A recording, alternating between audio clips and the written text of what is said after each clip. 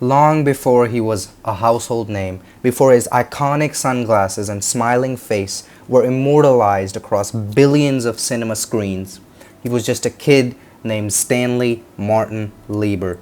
Born on December 28, 1922, in a cold New York City winter, Stanley grew up in the suffocating grip of the Great Depression. His parents, Celia and Jack, were Romanian Jewish immigrants who struggled perpetually to make ends meet. Jack, a tailor, spent months without work, forcing the family into a cramped one-bedroom apartment in the Bronx where young Stanley and his brother Larry slept on a fold-out couch in the living room while their parents slept on another in the kitchen. To escape the harsh reality of poverty, young Stanley buried his head in books. He devoured the swashbuckling adventures novels of Sir Arthur Conan Doyle, Jules Verne, Mark Twain, and Alexander Dumas. He fell in love with Errol Flynn movies and Shakespearean theater, dreaming of a grand future. When he won an essay competition held by the New York newspaper 3 weeks in a row at age 15, the editors told him he should consider becoming a professional writer. From that moment on, Stan Lee harbored a single burning ambition. One day he would write the great American novel. After graduating high school early at age 16, Stanley needed to earn money to support his struggling family. In December 1939, through a family connection, he landed a job at Timely Publications, a low-rent pulp magazine and comic book publisher owned by Martin Goodman. His starting salary was $8 a week, and his duties were far from glamorous. Stanley swept dusty floors, fetched hot lunches, filled inkwells for artists, and erased pencil mistakes from finished pages. At the time, comic books were considered cheap, disposable trash for children, a medium viewed with disdain by serious writers. But when the primary creative team left Timely in 1941, 19-year-old Stanley was suddenly handed his first real chance, a 2-page text filler story for Captain America Comics issue 3. He gave Captain America a new move, throwing his shield like a boomerang, and submitted the script. Ashamed to put his real name on a comic book script because he wanted to preserve Stan Lee Lieber for his eventual literary masterpiece, he signed the story with an offhand pseudonym, Stan Lee.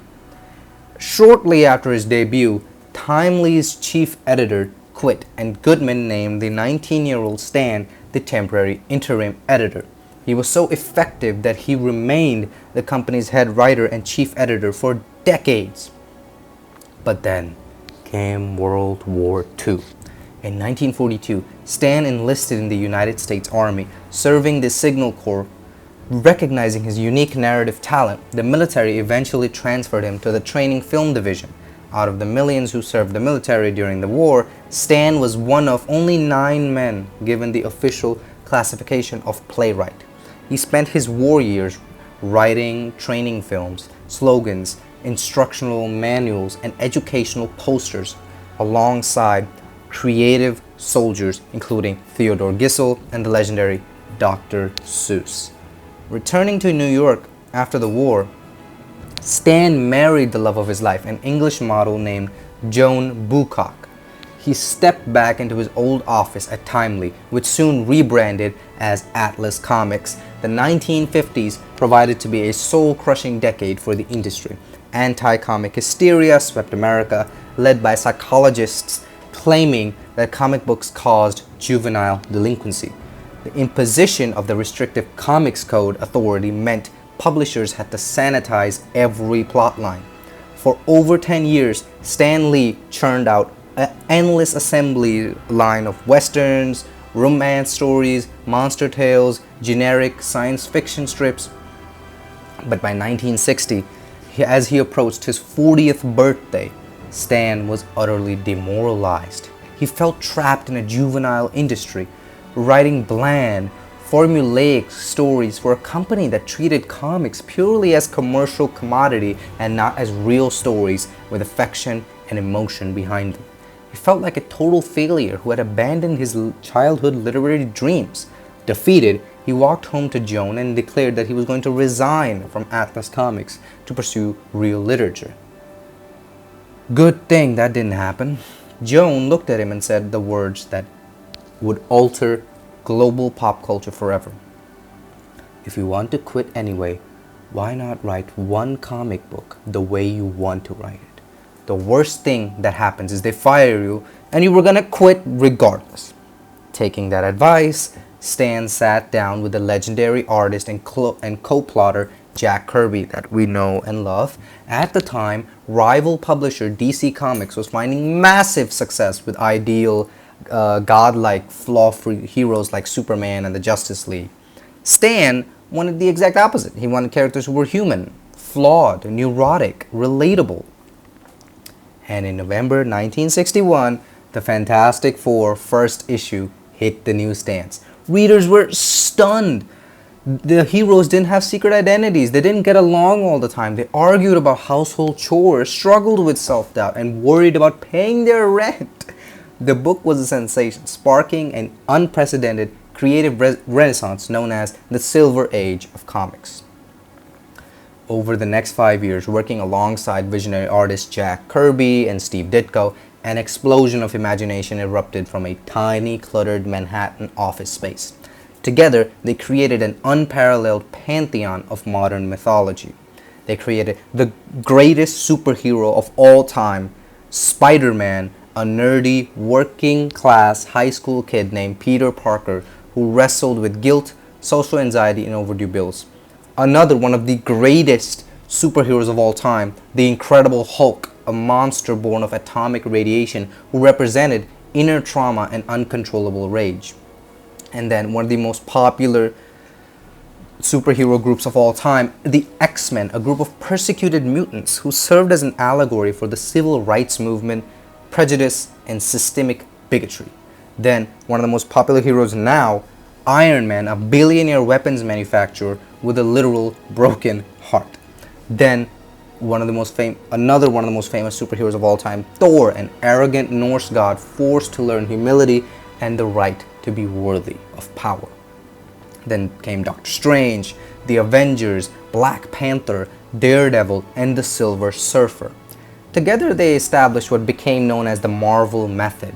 Instead of writing a full traditional script, Stan would brainstorm a rough plot outline with the artist. The artist would draw the entire issue, pacing the action and panels, and Stan would then write the dialogue, captions, and sound effects over the finished artwork. This collaborative workflow allowed Marvel to produce revolutionary content at a dizzying, unprecedented speed with amazing, real blueprinted content inside the comic book.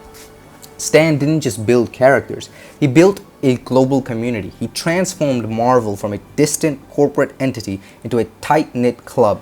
He started the Bullpen Bulletins, wrote his famous monthly column, Stan's Soapbox, and awarded nicknames such as to Jack King Kirby and Jazzy John Romita. He signed off every column with a Latin word meaning upward and onward to greater glory. Excelsior, which you must have seen Stan Lee being associated with. Importantly, Stan used his platform to confront social issues. Social issues directly. During the height of the 1960s civil rights movement, when other media outlets shied away from political controversy, Stan used Stan's Soapbox to preach tolerance, writing forcefully against racism, against anti-Semitism, against hatred, reminding young readers that bigotry was the ultimate real-world evil. In 1971, he defied the Comics Code Authority by publishing an anti-drug storyline in The Amazing Spider-Man without the code's seal of approval, forcing the organization to update its outdated rules for the entire industry, being a big win for all comics. In 1972, Stan stepped down from writing monthly titles to become the publisher and editorial director of Marvel Comics.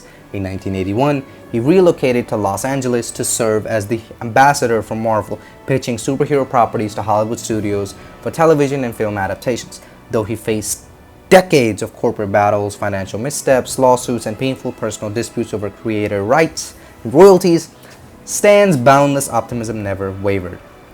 When the Marvel Cinematic Universe launched in the late 2000s, Stan became a globally beloved pop culture icon to a new generation. Audiences worldwide cheered during his brief hilarious cameo appearances in nearly every Marvel movie, a grand total of over 40 cameos that cemented his face as the smiling grandfather of comic culture.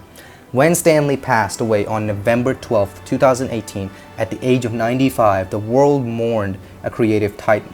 He had lived long enough to see the characters he nearly didn't write about become the dominant mythology of global entertainment, generating tens of billions of dollars and inspiring hundreds of millions of people across the whole planet.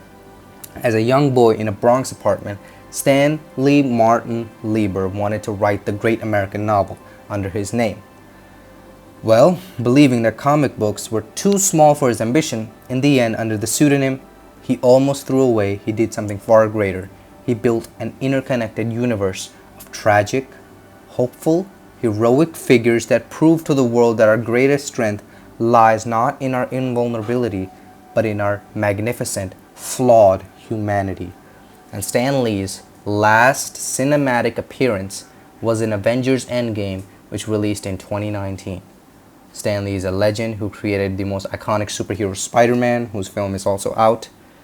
And Stan Lee will always be remembered in our minds as the one who started Marvel.